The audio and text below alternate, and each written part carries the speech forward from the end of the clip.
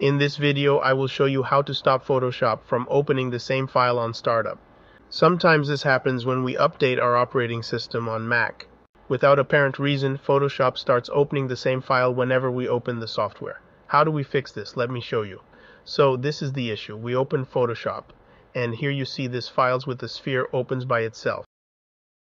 In order to fix that, we right-click the file bar. Click on Reveal on Finder, and here you can see the file is in the Auto Recover folder. This is the reason this file opens by itself whenever we open Photoshop. To stop that, all we have to do is delete the file. Now let me show you it worked. We close the file and Photoshop by using Command Q.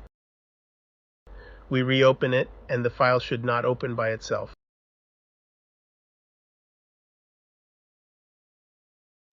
There you go, it worked. The file didn't open again. That's it. Hopefully, you found this tutorial helpful. If you did, please subscribe.